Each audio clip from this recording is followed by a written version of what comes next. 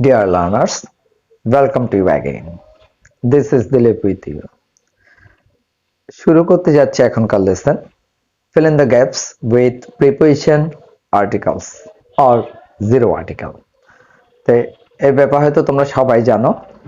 এটা সাধারণত 9, 10 বা যারা এসএসসি পরীক্ষা দিচ্ছ তাদের জন্য খুব বেশি ইম্পর্টেন্ট। এখানে রয়েছে প্রিপোজিশনের ব্যবহার আর আর্টিকেলসের ব্যবহার। তো আর্টিকেলের ব্যবহারটা হয়তো তোমাদের জন্য খুবই ইজি হয়ে গেছে, প্লাস এতদিন করতে করতে হয়তো প্রিপারেশনটা আরেকটু ইজি হয়ে গেছে। তারপরও আমি তোমাদের সাথে আরেকটু অ্যাড করে আরেকটু তোমাদেরকে প্রিপেয়ার করার জন্য এই লেসনগুলোর ব্যবস্থা করেছি।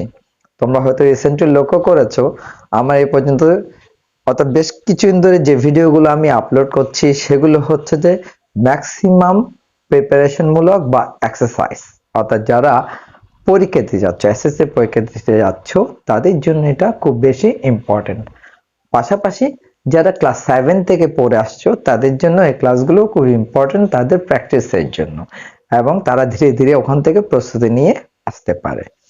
এই ব্যাপারে তোমরা তোমাদের ছোট ভাই বোনদের কাজিনকে একটু এনকারেজ করতে পারো। আর তোমরা যদি এইভাবে আমার কাছ থেকে শিখতে চাও, জানতে চাও, তাহলে আমার চ্যানেলটা সাবস্ক্রাইব করে আমার পাশে থাকো। আর যারা এর মধ্যে সাবস্ক্রাইব করেছো তাদেরকে অজস্র ধন্যবাদ। শুরু করছি তাহলে এখনকার লেসন। দেখো, fill in the blanks using prepositions, articles or zero articles. Zero article. Okay. Traffic jam is dash problem.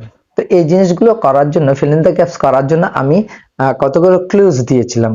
ওই ক্লুজ গুলো যদি তোমার জানা থাকে তাহলে তুমি বুঝতে পারবে fill in the gaps এর মধ্যে, অর্থাৎ গ্যাপের মধ্যে কি বসতে পারবে, কি বসতে পারে সেটা তুমি শতকরা 90 থেকে 95% মোটামুটি শিওর হয়ে যেতে পারবে।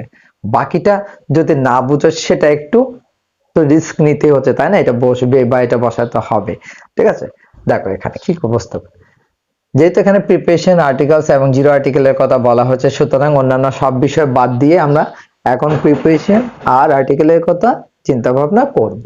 দেখো, traffic jam is dash problem in all towns and cities dash Bangladesh. তাহলে আমরা জানি কি ট্রাফিক জ্যাম এক ধরনের একটা সমস্যা, সুতরাং এতে কি বসতে পারে, একটা এ বসতে পারে, ঠিক আছে? Problem in all towns and cities Bangladesh. তো বাংলাদেশ একটা দেশের নাম, সুতরাং তার আগে কি বসতে পারে, একটা প্রিপারেশন বসতে পারে, সেটা কি in. Okay, it occurs where dash mass of vehicles code, অর্থাৎ যেখানে একটা জায়গায় একটা ভিড়ের সৃষ্টি হয়, এ মাস অফ। তাহলে এখানে সিতে কি হতে পারে, একটা ভিড়ের সৃষ্টি হয়, তার মানে এখানে হবে এ of vehicles crowd so close together, অর্থাৎ কাছাকাছি একত্রে থেকে কি বন্ধ হয়ে যায় বা বন্ধের একটা ভিড়ের সৃষ্টি করে, that movement নড়াচড়া become impossible dash sometime। তাহলে কিছুক্ষণের জন্য কি হয়ে যায়, বন্ধ হয়ে যায়, অসম্ভব হয়ে যায়। তাহলে কিছুক্ষণের জন্য, তো জন্যতে এখানে কি বসতে পারে, for। It is more common where, এটা সব মানে অধিকতর সচরাচর দেখা যায়, where dash streets are narrow, যেখানে জায়গাগুলো সরু, অর্থাৎ রাস্তাগুলো সরু। তাহলে রাস্তাগুলো বলতে যেখানে যখন একটা রাস্তার, কতগুলো রাস্তার কথা বলছে সেই জায়গাগুলোর কথা একটু নির্দিষ্ট করে বোঝানোর চেষ্টা করা হচ্ছে স্ট্রিটস কে। তাহলে এখানে কি বসাবে, the streets। The streets are narrow and have many bends, এবং যেখানে বেশ কতগুলো বাঁক রয়েছে বা বাঁক আছে। Weak traffic control system, অর্থাৎ ট্রাফিক নিয়ন্ত্রণ ব্যবস্থা is also largely responsible, এর জন্য দায়ী dash it, এর জন্য। তাহলে কি হবে, for it, responsible for it।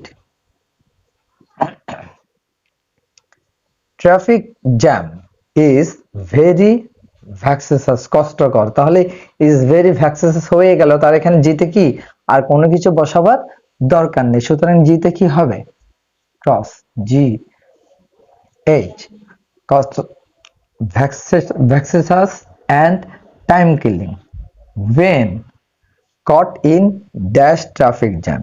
অর্থাৎ যখনই একটা ট্রাফিক জ্যাম সংঘটিত হয় বা একটা ট্রাফিক জ্যাম হয়, তাহলে এখানে একটার কথা বলা হচ্ছে, সুতরাং এখানে কি হবে, এইচ এর মধ্যে একটা এ হতে পারে, G H I.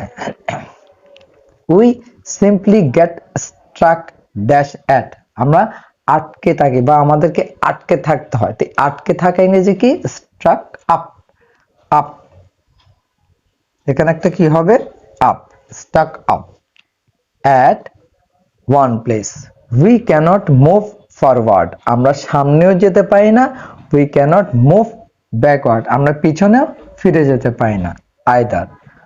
We have to wait, আমাদেরকে অপেক্ষা করতে হয়, অ্যান্ড লুক রিপিটেডলি, এবং দেখতে হয়, ড্যাশ আওয়ার ওয়াচ, আমাদের ঘড়ির দিকে। তাহলে আমাদের ঘড়ির দিকে দেখার জন্য কি করতে হয়, এটার জন্য কি বসবে এখানে, অ্যাট আওয়ার ওয়াচ, আমাদের ঘড়ির দিকে তাকানো, অ্যাট আওয়ার ওয়াচ। ব্যাস, ফিনিশ।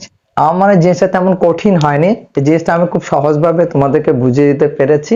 তো এই ধরনের আরো অনেক অনেক এক্সারসাইজ আছে, আমি সবগুলোই সিস্টেমেটিক্যালি তোমাদেরকে অর্থাৎ গ্রামাটিক্যাল রুল ফলো করে বুঝিয়ে দেওয়ার চেষ্টা করছি। আশা করি জিনিসটা তোমরা বুঝতে পেরেছো। আর এটা যদি পুরোপুরি বুঝতে পেরে থাকো তাহলে তো কোনো কিছু বলার নেই, আর যদি কোনো কিছু বুঝতে না পেরে থাকো আমাকে একটু কমেন্ট করে জানাও, আমি সেটাও সলিউশন করে দেওয়ার চেষ্টা করব। Thank you for watching the video.